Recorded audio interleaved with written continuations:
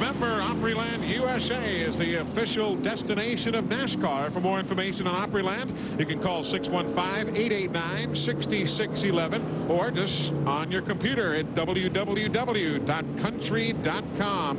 And you can get all the information you need for Opryland, the official destination of NASCAR. Under caution, just wrapping it up. We're 1 lap to go. Elliott Sadler was one of those who spun, and let's watch it from his perspective.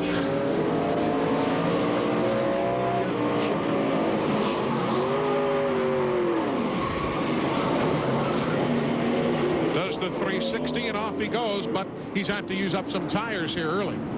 Yes, he has, and that could impact on him later on because you're only getting so many per position, and flat spots, those don't count. When he spun, he flat spotted them. Those will not count as far as free tires from NASCAR in their tire rule. You'd have to be having flat on the rim before you get them outside of that tire rule in NASCAR. Green flag is in the air. Some of the lap cars that should have been lined up to the outside, actually there you saw lined up to the inside, made it a 3-wide restart, but the green is in the air. Those cars that were lined up incorrectly are going to be black flagged by NASCAR. That was an Indy start. Riding with Dick Trickle. Looking back towards Johnny Chapman. Matt Kenseth in the 17. He's having a good run. He started up front and he's still there. He's 4th right now as we ride again with Dick Trickle. There's Kenseth to his inside. They're also black flagging Stacy Puryear for lining up improperly on the restart. That's tough. He's not familiar with the series and is familiar with the rules, and he's made a mistake there. So certainly the rules are gone over at both the rookie meeting and the drivers meeting in general, but you learn as you go in this business. That's right. That's why you get that yellow stripe on your bumper. Randy LaJoie is the leader. Dennis Setzer is 2nd. Hermie Sadler 3rd. Matt Kenseth is 4th. 5th is Kevin LePage. Todd Bodine is 6th. 7th is Steve Park. Mike McLaughlin is 8th. Mark Green 9th. Elton Sawyer now running in 10th. We're at lap 70 of 300.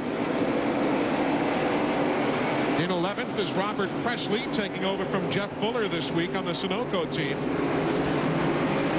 12th is Dale Shaw. Jeff Purvis is 13th. Jason Keller 14th. Mike Dillon is 15th. Dick Trickle with a nice save there. He's in 21st, a lap down, Trickle is. There's Setzer, the 2nd place machine, number 43. Little bump there. Eli, I took an informal survey in the garage area earlier of some of the crew chiefs on those cars up at the top of the points. And I'll tell you why Birdie gets the big bucks. He's crew chief on the 74 car. Right, Steve Bird. That's right. He's the only one out of the group that said that the track was going to loosen up. Everybody else felt like it was going to tighten up, and we've already heard reports now that some of these cars are getting loose, and that's some of the problems that they're having. So I guess that's why Birdie's won 3 championships. I'll tell you something else, too. The 33 car of Fedewa, he looked exactly like Randy did in practice, one of your better cars, and it wouldn't surprise me if he stayed up there. And he's not leading, but, of course, he's up front, and until somebody else catch him, then certainly he'll move out of the way. But 2 awfully good-looking setups in practice. Yeah, Fedewa 33, or rather 23 laps down. Then you see Dick Trickle in the Duraloop machine. Jim Sauter did all the shaking down earlier today, and Glenn, I guess Dick didn't show up till about 35 minutes before race time. Yeah, he just barely got here in time, Eli. He got a lap down on that first run, and so they went ahead and rolled the dice, brought him in under that caution and put fresh tires on, hoping it would give him enough quickness on the racetrack that he could get that lap back. He has just about caught leader Randy LaJoie right now to do just that. Trickle, one of the quickest cars on the track at the moment. There you see Dick Trickle looking out from the rear of that Duralube entry. Now up front, you see him going by Puryear to the left. The leader is the 74, Randy LaJoie. he will adapt. He's such a veteran. You know, he hopped in the car, told cold turkey. I saw him do it last year at Nazareth. Yep. He will adapt to what it's doing, and this is his kind of racetrack. 2-second lead now for LaJoie, and there's Elliott Sadler, who finished last here a year ago, and a lot of smoke. Look as the smoke comes into the driver's compartment, and it's a tough break. He's going behind the wall, local favorite. Now to try and get back on the lead lap, 64, Dick Trickle. Pretty good strategy. It worked. Now if he can get a caution, he's back in the hunt again. With still good tires. What he needs right now is a quick caution. Meanwhile, turn 2, Phil Parsons spins right there. The channel lock car continues away. He was in 15th at the time of the spin. No yellow, but he loses a good bit of real estate. Not to mention damage those delicate tires.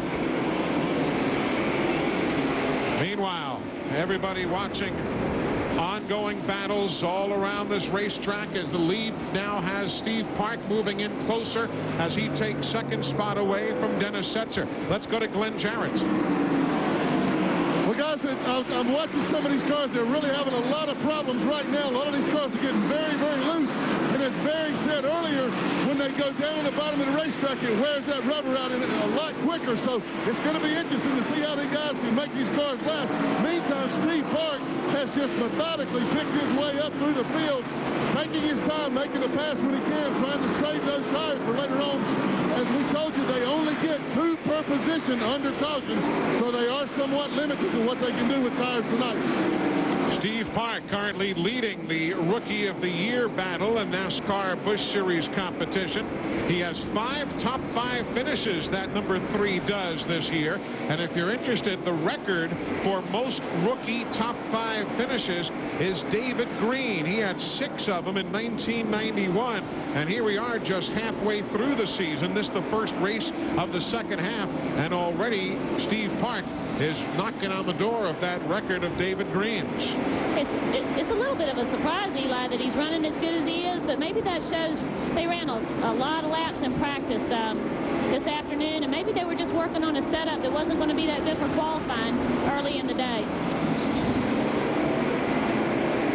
That is Elliott Sadler's machine. He pulled it into the garage area. You see the track fire crew on hand, just checking to make sure nothing is out of control there. But obviously, this is not the kind of day that Elliott was hoping for. What's the deal there, Glenn? What can you see? Eli, what we're hearing is he has burned the rear gear out of the car. It's very, very hot. That's where all that smoke is coming from down in the turn 4 area. So they're going to have to change the gear and get him back out there, try to keep him up in the points. But tough night for Elliott. He had high hopes here tonight, this being his home racetrack. That's unusual for 80 laps. Yeah. Tough break for him. A local favorite, finished last here a year ago, and may happen again here tonight. 90 laps complete. Randy LaJoie is the leader.